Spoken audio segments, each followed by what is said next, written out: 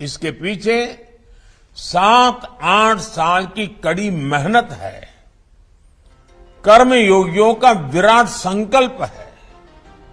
वरना आपको याद होगा, पहले सरकारी नौकरी के लिए अगर किसी को अप्लाई करना होता था तो वहीं से अनेक परेशानियां शुरू हो जाती थी।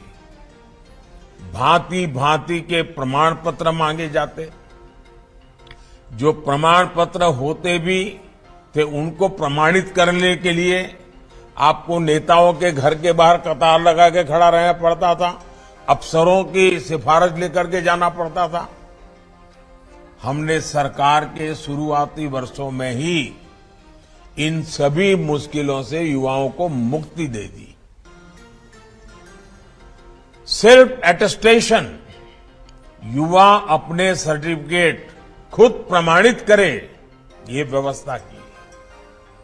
दूसरा बड़ा कदम हमने केंद्र सरकार की ग्रुप सी और ग्रुप डी इन भर्तियों में इंटरव्यू को खत्म करके उन सारे परंपराओं को उठा लिया। इंटरव्यू की प्रक्रिया को समाप्त करने से भी लाखों नौजवानों को बहुत फायदा हुआ है। साथियों, आज भारत दुनिया की 5वीं बड़ी अर्थव्यवस्था है। 7-8 साल के भीतर हमने 10वें नंबर से 5वें नंबर तक की छलांग लगाई है। ये सही है कि दुनिया के हालात ठीक नहीं है। अनेक बड़ी बड़ी अर्थव्यवस्थाएं संघर्ष कर रही हैं। दुनिया के अनेक देशों में महंगाई हो, बेरोजगारी हो, अनेक समस्याएं अपने चरम पर है। 100 साल में आए सबसे बड़े संकट के साइड इफेक्ट्स 100 दिन में चले जाएंगे, ऐसा न हम सोचते हैं, न हिंदुस्तान सोचता है और न ही दुनिया अनुभव करती है। लेकिन इसके बावजूद संकट बड़ा है, विश्वव्यापी है और उसका प्रभाव चारों तरफ हो रहा है, दुष्प्रभाव हो रहा है। लेकिन इसके बावजूद भारत पूरी मजबूती से लगातार नए नए इनिशिएटिव लेकर के, थोड़ा रिस्क लेकर के भी ये प्रयास कर रहा है कि ये जो दुनिया भर में संकट है उसको से हम हमारे देश को कैसे बचा पाएं, इसका दुष्प्रभाव हमारे देश पर कम से कम कैसे हो। बड़ा कसौटी काल है, लेकिन आप सबके आशीर्वाद से, आप सबके सहयोग से अब तक तो हम बच पाए हैं। ये इसलिए संभव हो पा रहा है क्योंकि बीते 8 वर्षों में हमने देश की अर्थव्यवस्था की उन कमियों को दूर किया है जो रुकावटें पैदा करती थी। साथियों, इस देश में ऐसा वातावरण बन रहा है जिसमें खेती की, प्राइवेट सेक्टर की, छोटे और लघु उद्योगों की ताकत बढ़े। ये देश में रोजगार देने वाले सबसे बड़े सेक्टर है। आज हमारा सबसे अधिक बल युवाओं के कौशल के विकास पर है, स्किल डेवलपमेंट पर है। प्रधानमंत्री कौशल विकास योजना के तहत देश के उद्योगों की जरूरतों के हिसाब से युवाओं को ट्रेनिंग देने का एक बहुत बड़ा अभियान चल रहा है। इसके तहत अभी तक 1.25 करोड़ से अधिक युवाओं को स्किल इंडिया अभियान की मदद से ट्रेन किया जा चुका है। इसके लिए देश भर में कौशल विकास केंद्र खोले गए हैं। इन 8 वर्षों में केंद्र सरकार द्वारा उच्च शिक्षा के सैकड़ों नए संस्थान भी बनाए गए हैं। हमने युवाओं के लिए स्पेस सेक्टर खोला है, ड्रोन पॉलिसी को आसान बनाया है ताकि युवाओं के लिए देश भर में ज्यादा से ज्यादा अवसर बढ़े। साथियों, देश में बड़ी संख्या में रोजगार और स्वरोजगार के निर्माण में सबसे बड़ी रुकावट बैंकिंग व्यवस्था तक बहुत सीमित लोगों की पहुंच भी थी। इस रुकावट को भी हमने दूर कर दिया।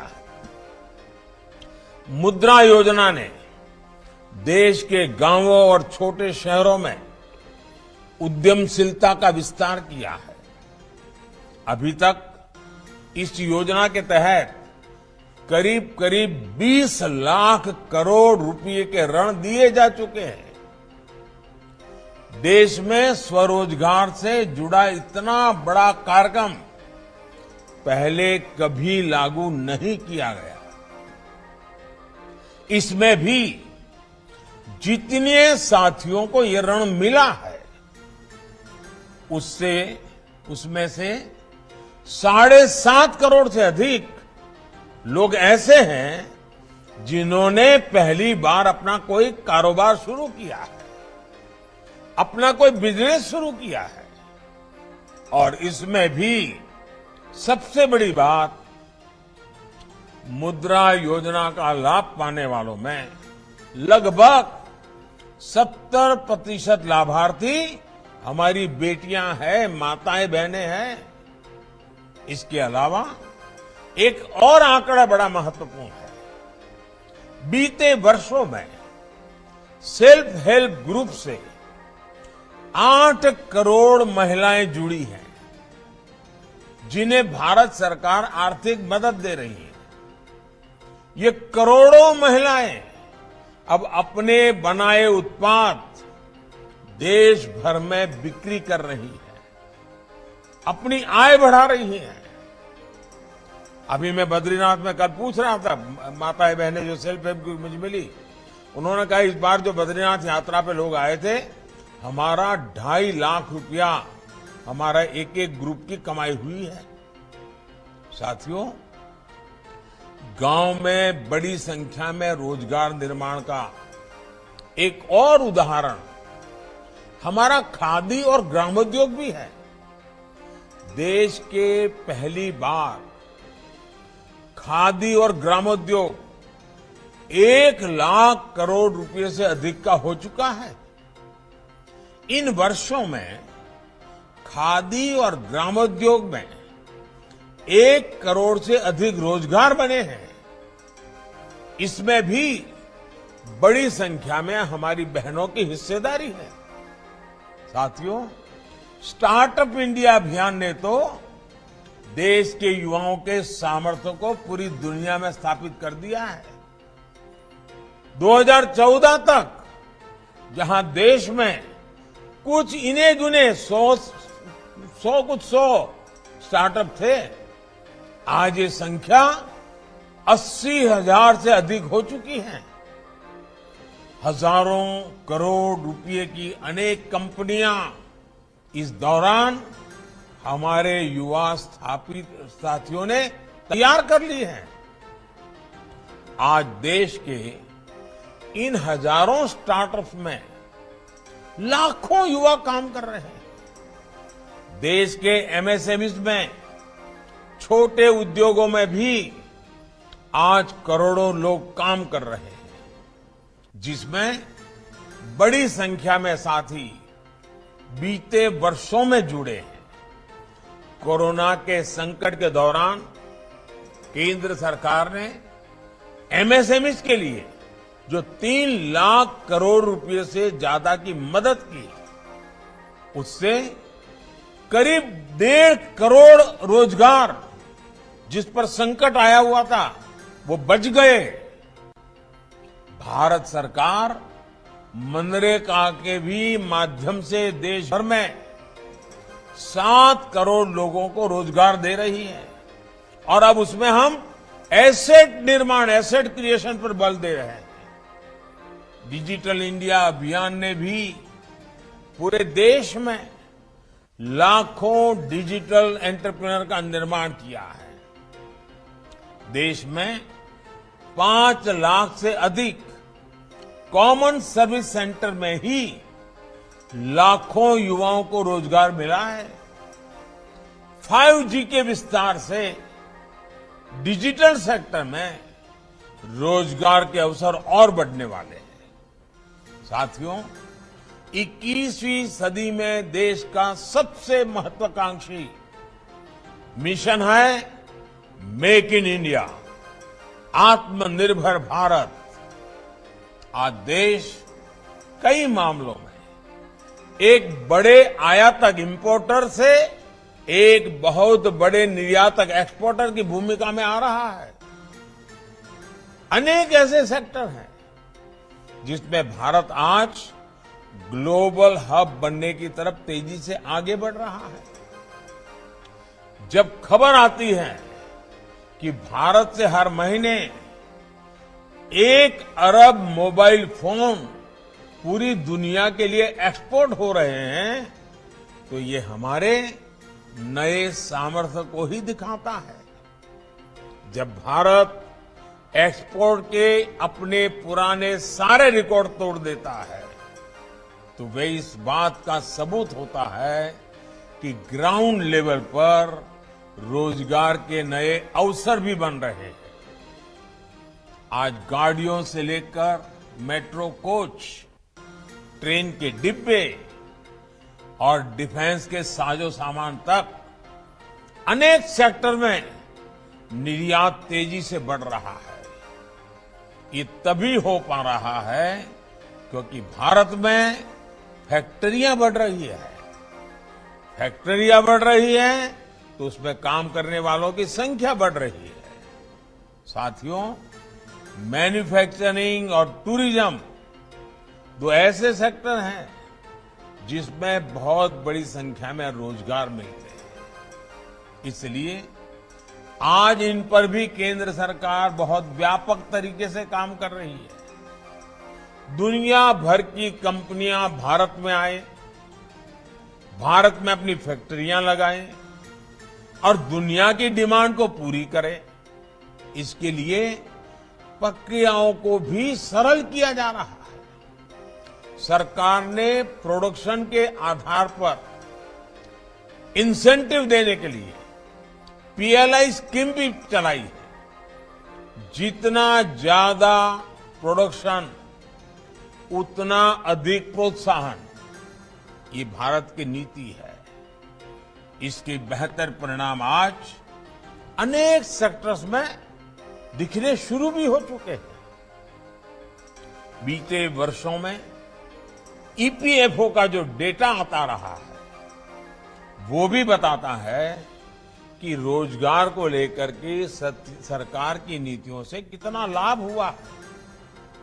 2 दिन पहले आए डेटा के मुताबिक इस साल अगस्त के महीने में करीब 17 लाख लोग ईपीएफओ से जुड़े हैं। मैं अगस्त महीने की बात कर रहा हूं। यानी ये देश की फॉर्मल इकोनॉमी का हिस्सा बना है। इससे भी करीब 8 लाख ऐसे हैं जो 18 से 25 साल के उम्र के ग्रुप के हैं।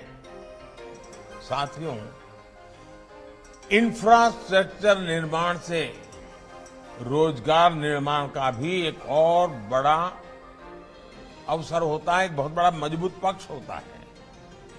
और इस विषय में तो दुनिया भर में सब लोग मान्यता है कि हाँ, ये क्षेत्र है जो रोजगार बहुत बढ़ाता है। बीते 8 वर्षों में देश भर में हजारों किलोमीटर नेशनल हाईवे का निर्माण हुआ है। रेल लाइन के दोहरीकरण का काम हुआ है। रेलवे के गेज परिवर्तन का काम हुआ है। रेलवे में इलेक्ट्रिफिकेशन पर देश भर में काम किया जा रहा है। देश में नए हवाई अड्डे बना रहा है। रेलवे स्टेशनों का आधुनिकीकरण हो रहा है। नए वाटरवेज बन रहे हैं। ऑप्टिकल फाइबर नेटवर्क का पूरे देश में बड़ा अभियान चल रहा है। लाखों वेलनेस सेंटर बन रहे हैं। पीएम आवास योजना के तहत 3 करोड़ से ज्यादा घर भी बनाए गए हैं। और आज शाम को धनतेरस पर जब मध्य प्रदेश के 4.5 लाख भाई बहनों को अपने घरों की चाबी सौंपूंगा, तो मैं इस विषय पर भी आज विस्तार से बोलने वाला हूं। मैं आपसे भी आग्रह करूंगा, आज मेरा शाम का भाषण भी देख लीजिए।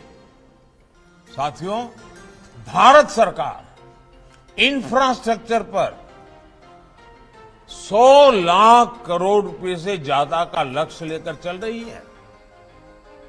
इतने बड़े पैमाने पर हो रहे विकास कार्य स्थानीय अवसर पर युवाओं के लिए रोजगार के लाखों अवसर बना रहे हैं। आधुनिक इंफ्रा के लिए हो रहे ये सारे कार्य टूरिज्म सेक्टर को भी नई ऊर्जा दे रहे हैं। आस्था के, आध्यात्म के, ये ऐतिहासिक महत्व के स्थानों को भी देश भर में विकसित किया जा रहा है। ये सारे प्रयास रोजगार बना रहे हैं। दूर सुदूर से भी